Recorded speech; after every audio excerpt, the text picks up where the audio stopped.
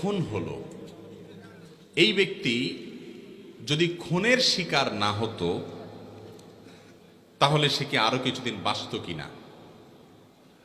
এই প্রশ্নের উত্তরে ইমাম ইবনে তাইমিয়া রাহিমাহুল্লাহ একটা হাদিস উল্লেখ করেছেন, খুব চমৎকার। সে হাদিসটি পেশ করতে চাই। মানুষের তাকদীর, মানুষের হায়াত, রিজিক, এই বিষয়গুলো দুই প্রকার।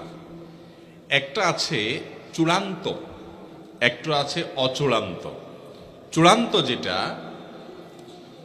এই চূড়ান্ত হায়াতটার মানে হলো মানুষ টোটাল এই পরিমাণ হায়াত সে পাবে। আরেকটা হলো অচূড়ান্ত, অর্থাৎ শর্ত সাপেক্ষ। এই কাজটা করলে তার এতদূর হায়াত হবে, এটা না করলে এতদূর হবে। এটা হলো অচূড়ান্ত।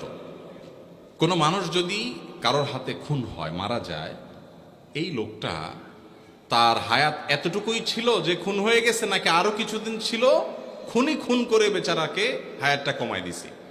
এর উত্তর হলো তার হায়াত অতদিনই ছিল, তার হায়াত অতদিনই ছিল।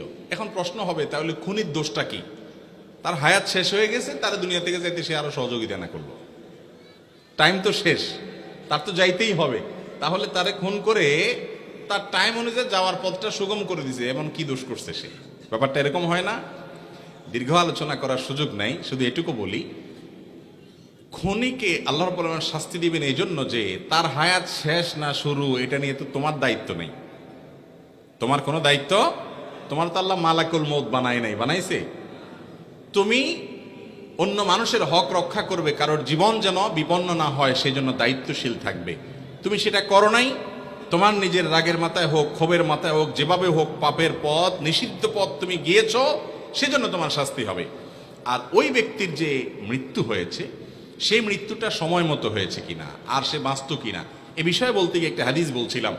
ইবনে তাইমিয়া রাহিমাহুল্লাহ হাদিসটি উল্লেখ করেছেন যে মানুষের তাকদীরকে আল্লাহ রাব্বুল আলামিন দুই প্রকার রেখেছেন, একটা মোবরাম, গায়রে মোবরাম, আর একটা চূড়ান্ত, একটা অচূড়ান্ত। একটা ধরুন, ফর এক্সাম্পল, একজন মানুষের হায়াত হবে 60 বছর চূড়ান্ত, এইটুক সে পাবেই। আর এরপরে এডিশনাল আরো 10 বছর আল্লাহ তাআলা কারোর জন্য 10, কারোর বছর 12, কারোর জন্য কোনো মেয়াদে আল্লাহ তাআলা এডিশনাল হায়াত রেখেছেন। এই এডিশনাল হায়াতটা বান্দার বিভিন্ন কাজের উপর নির্ভরশীল রেখেছেন। এর অসুখ হবে, অসুখ হওয়ার পরে সে যদি গাড়ি আনে, এনে যদি ডাক্তারের কাছে টাইম মতো নিতে পারে হাসপাতালে, তাহলে সে আরো এত বছর বাঁচবে। যদি না পারে, এর মধ্যে শেষ। এই বিপদটা আসবে। যদি হয় তাহলে সেক্ষেত্রে সে এখনই শেষ হবে, যদি না হয় সে এতদিন বাঁচবে। এখন এই যে অচূড়ান্ত হায়াতটা, তাকদীরের যে লেখক ফেরেশতা, তারাও কিন্তু জানে শুধু চূড়ান্তটা, কত বছর কে পাবে, আল্লাহ তাদেরকে এতটুকু জানাই দেয়। অচূড়ান্ত যেটা, ওইটা আল্লাহ ছাড়া এমনকি তাকদীরের লেখক ফেরেশতাও পর্যন্ত জানে না।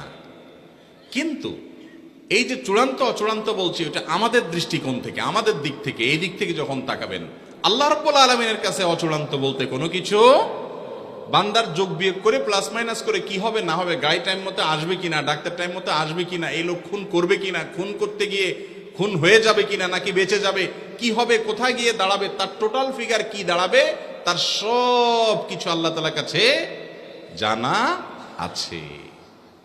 কথা কি বুঝাতে পারছি? তো খুনিকে আল্লাহ রাব্বুল আলামিন শাস্তি দিবেন তার অপরাধের কারণে, নিষিদ্ধ পথে পা বাড়ানোর কারণে, আর সেজন্য সে শাস্তি পাবে। আল্লাহ তাআলা আমাদেরকে বুঝার তৌফিক দান।